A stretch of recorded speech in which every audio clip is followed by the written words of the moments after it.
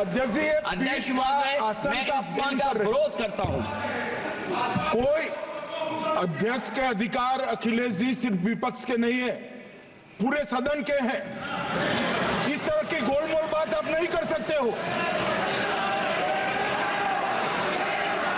आप नहीं हो अध्यक्ष के अधिकार के संरक्षक। एक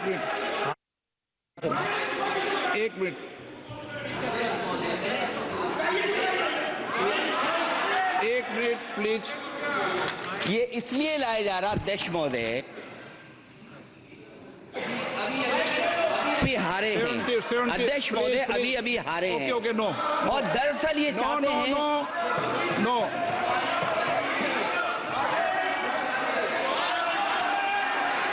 रिपोर्ट में नहीं जा रहा आपका कुछ भी, रिपोर्ट में नहीं जा रहा। नाम बुलाई सर।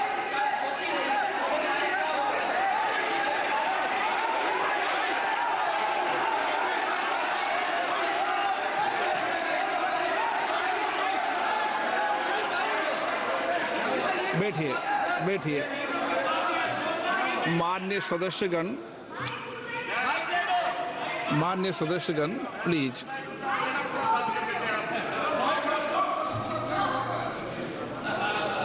मैं आपसे आग्रह करता हूं, आप वरिष्ठ हैं और कोई नए भी सदस्य होंगे, कृपया हमेशा इस बात का ध्यान रखें, आसन पर, संसद की आंतरिक व्यवस्था पर कोई टिप्पणी नहीं करना चाहिए। ये मेरी सदन से अपेक्षा है और मुझे लगता है कि वरिष्ठ सदस्य तो इस अपेक्षाओं को मानेंगे कि कभी सदन पर, विशेष रूप से आसन पर, व्यक्तिगत टिप्पणियां न करनी चाहिए।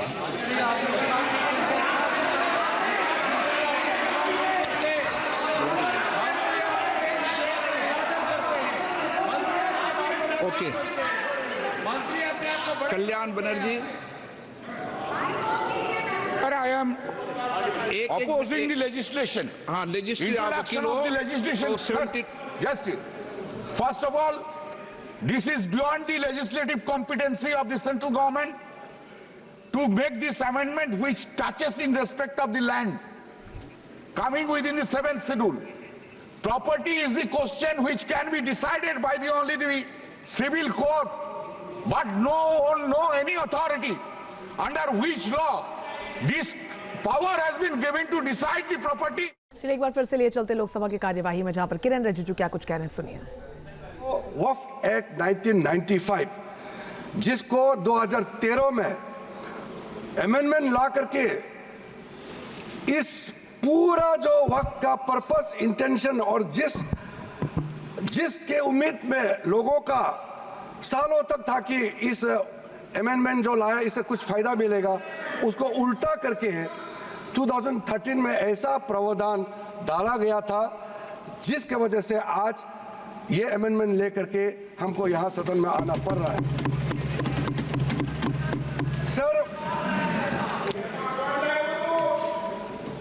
1995 का वक्फ अमेंडमेंट एक्ट में जो भी प्रावधान लाया गया था उसको कई लोगों ने अलग अलग तरीके से उसका असेसमेंट किया, उसको देखा है कि वाकई 1995 का वक्फ अमेंडमेंट बिल क्या ठीक है, काफ़ी है, जिस पर्पस के लाया गया है वो सर्व कर रहे हैं।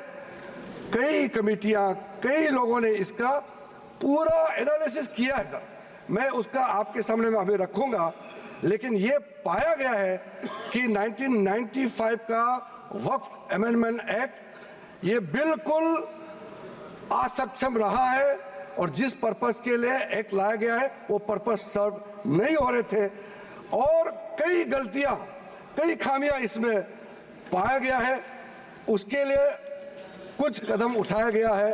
मैं आज इस सदन में आपके माध्यम से खास करके कांग्रेस पार्टी को कहना चाहता हूं, ये अमेंडमेंट आज सरकार इस सदन में ला रहे हैं, ये एक तरीके से आप लोगों ने जो भी कदम उठाया है, आप लोगों ने जो भी चाहा है वो आप नहीं कर पाया, वही चीज करने के लिए हम आज ये अमेंडमेंट प्रपोज किया गया है। अब जब मैं इसका विवरण दूंगा तो आप बिल्कुल सहमत होगा मैं जो आपके सामने में बात रख रहा हूं। और दूसरी बात, इसमें हम लोग सब चुने हुए प्रतिनिधि हैं। मैं अपना बात तर्क रखने से पहले ही बताना चाहता हूं, इस बिल का समर्थन कीजिए, करोड़ों लोगों का दुआ मिलेगा।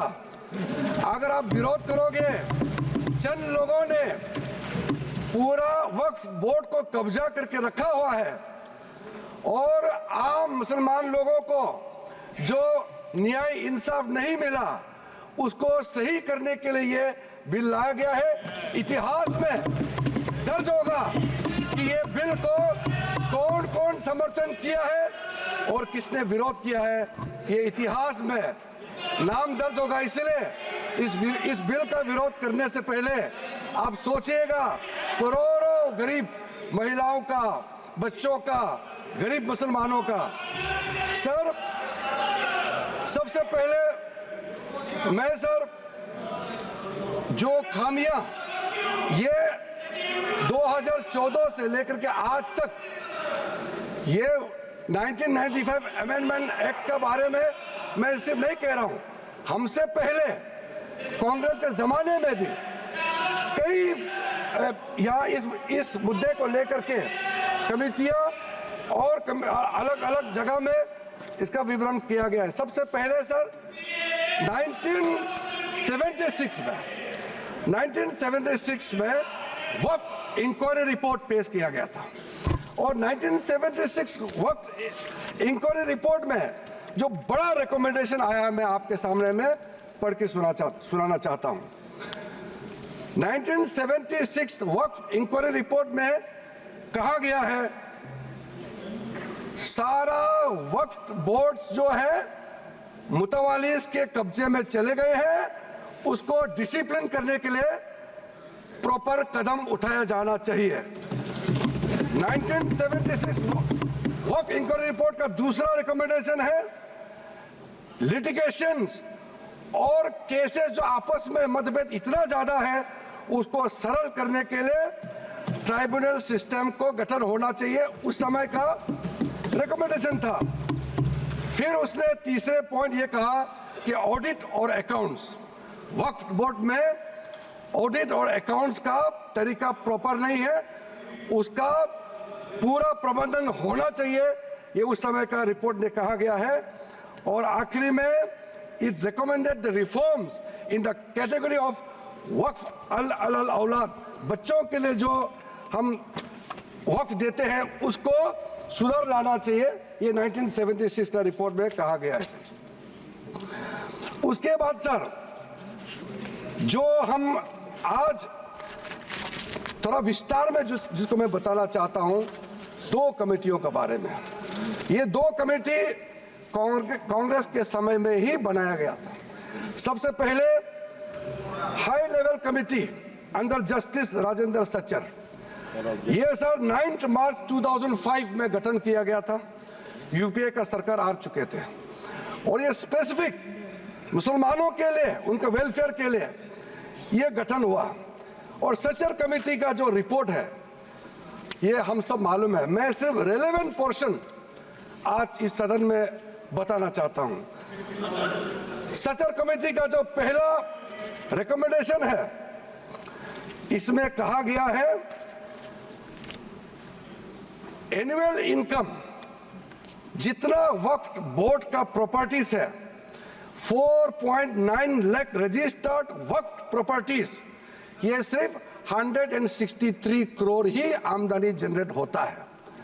ये किसी भी रूप से जस्टिफाई नहीं किया जा सकता है और इसको एफिशिएंट तरीके से, मार्केट तरीके से, जिस तरीके से मैनेज होना चाहिए सारा वक्फ प्रॉपर्टी को, अगर सही माने में उस समय उन्होंने कहा उस सच्चर कमेटी ने, तो उस समय 12,000 करोड़ रुपया पर एनम मिलता है और उस समय जनरेट हो रहा था 162 करोड़।